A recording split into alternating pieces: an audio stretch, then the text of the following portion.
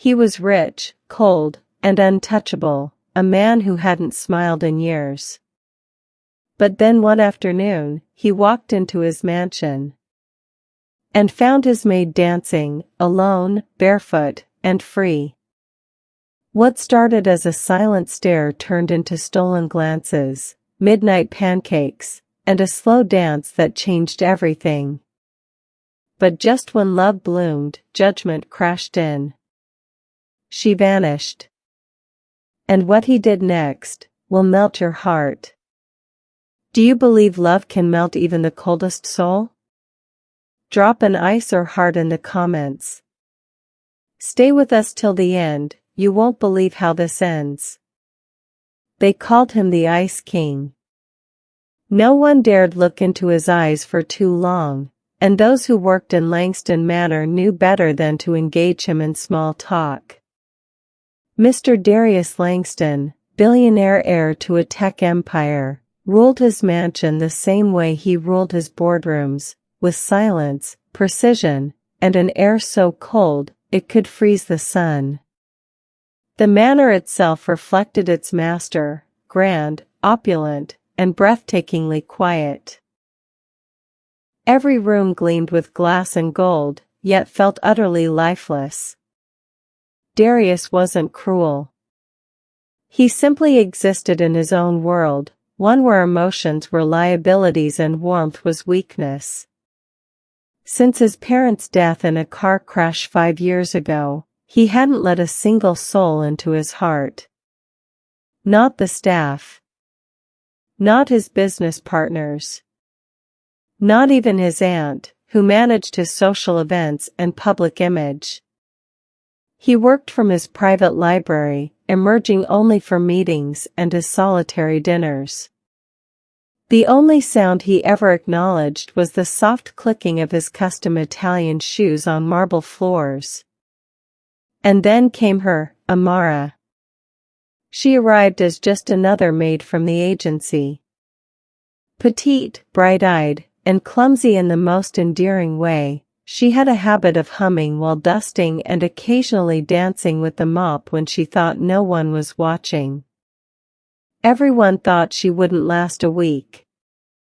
But Darius didn't fire her. Maybe he didn't notice. Or maybe he did.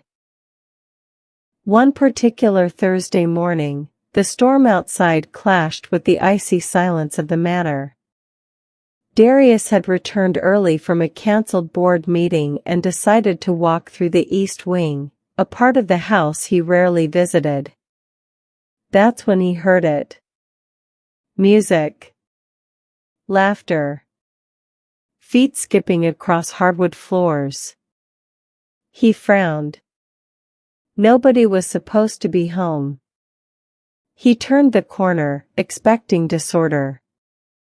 Instead, he saw her, spinning barefoot across the sun-drenched living room, apron flaring, spoon in hand, and eyes closed in bliss. The song she danced to was soft jazz, and she looked like a dream painted into motion. Darius didn't move. He couldn't. For the first time in years, the Ice King felt something melt. Amara had no idea she had an audience. She twirled through the living room like it was her stage, her laughter soft and unfiltered. The storm outside raged against the windows, but inside, she created her own rhythm. Feet tapping gently on the floor, curls bouncing, apron swaying with every turn. The spoon in her hand wasn't a cleaning tool today, it was a microphone, a dance partner, an escape. Music pulsed from her phone speaker on the windowsill, slow jazz layered over the distant thunder. She moved freely, unaware that just beyond the archway, Darius Langston, the man who never smiled, was watching in stunned silence. His eyes, always analytical, always guarded, were now wide with something else, curiosity. Fascination. Maybe even warmth? She danced with the kind of joy he had forgotten existed, the kind that didn't come from deals, profits, or headlines. It came from within. It was reckless, free, and unashamed. Then she spun too far. Her phone slipped from the sill and clattered loudly to the floor. Amara gasped and froze. And that's when she saw him, tall, broad-shouldered, dressed in an immaculate navy suit, standing perfectly still like a statue carved from disbelief.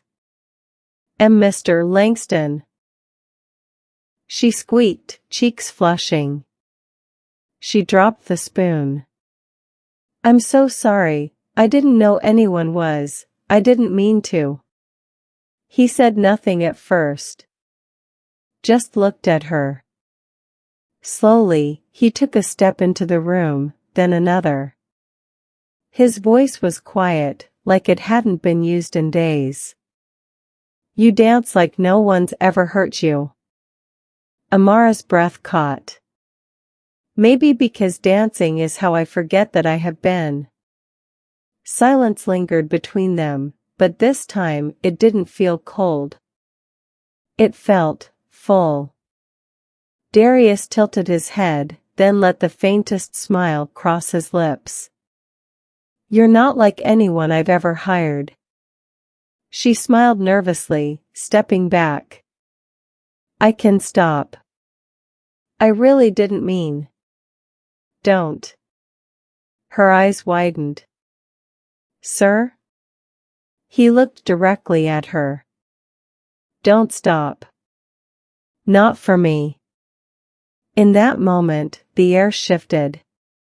The man who ruled with silence had just spoken words that cracked his own walls.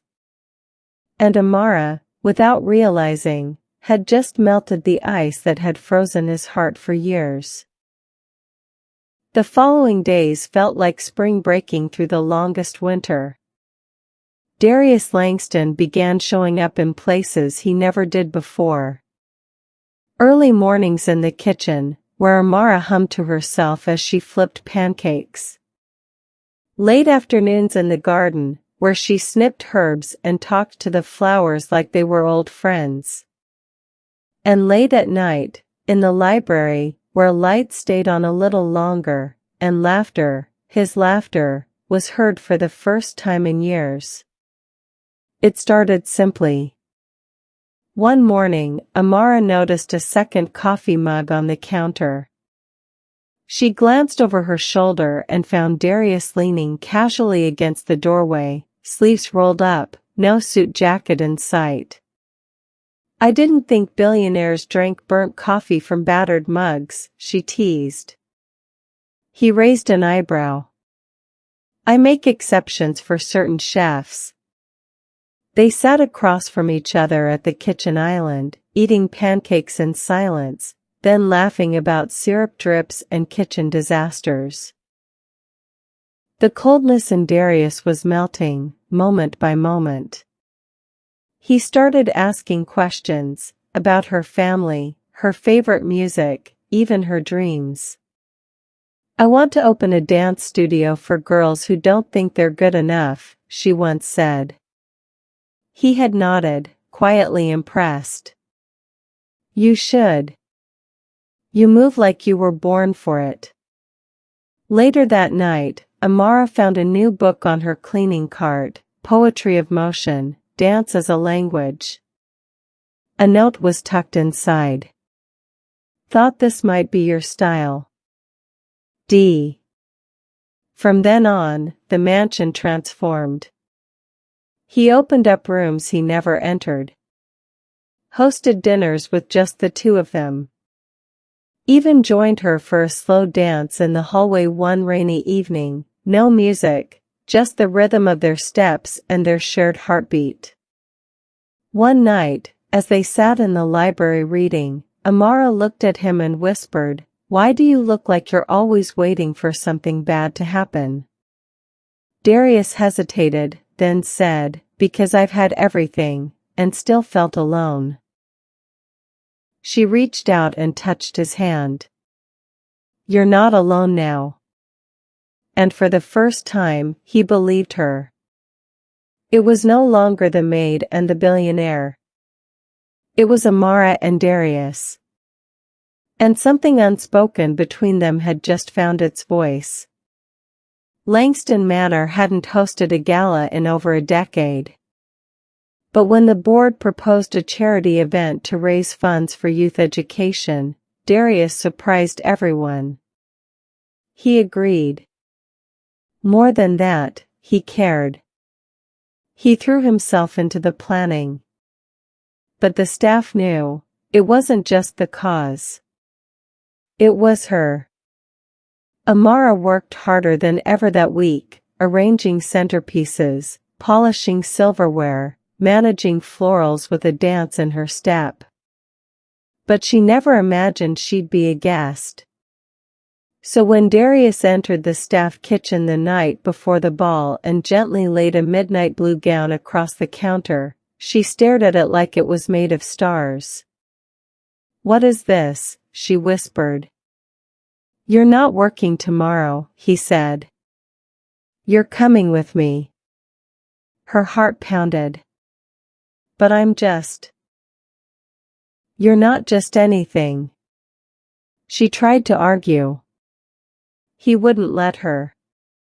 The next evening, Amara walked down the marble staircase not as the maid, but as someone he saw, really saw. Gasps echoed around the ballroom. Eyes turned. But Darius only had eyes for her. They danced. The music swelled, chandeliers glittered, and for a few perfect minutes, the world faded. Until it didn't. From the side of the room, Mrs. Eleanor Langston, his aunt and the last holdover from his icy past, watched with contempt. She crossed the floor like a winter storm and hissed through clenched teeth, "You're making a mockery of this family." Darius straightened. "She's not a mockery. She's the reason I feel alive." But the damage was done. Amara, breath caught and cheeks burning, stepped away. The ballroom's shimmer turned to shadow. Glasses clinked awkwardly. Music faltered. Back in the kitchen, a single plate shattered as Amara dropped it by accident. Not from clumsiness, but from a breaking heart. She tore off her name tag, left the gown on a chair, and walked out into the night. The mansion that once felt magical returned to its old silence. And Darius, cold, powerful, invincible, stood alone in the center of a ballroom, surrounded by golden glass, yet emptier than ever. The ballroom lights dimmed, the music faded, and guests filed out with murmurs behind their masks. But Darius Langston didn't move. He stood frozen in the middle of a gilded world that suddenly felt hollow. She was gone. And the moment she left, so did the warmth. The next morning, Amara didn't show up for work. She didn't answer her phone. The staff avoided his eyes. His aunt left without a word. And Langston Manor returned to silence, except this time, it was deafening. Darius sat alone at the kitchen island where they once laughed over pancakes. Her coffee mug was still on the counter, the sunflower she brought last week now drooping in a chipped vase. He couldn't bear it. So he stood, grabbed his keys, and walked out. It was raining when he reached her neighborhood. The Bentley didn't belong on those streets, neither did the man in an undone tie, carrying a sunflower wrapped in ribbon. He knocked on her apartment door with no umbrella, soaked and out of breath. When no one answered, he turned to leave. But then, the door opened. She stood there, wearing a simple t-shirt, her hair tied back, eyes wide with surprise. "Darius?" He didn't speak at first. just stared, drenched, holding out the flower. "I let you walk away," he finally said. "Because I thought I had to protect the walls I built. But now I'm standing here, realizing the only thing that ever made this house a home was you." Her voice trembled.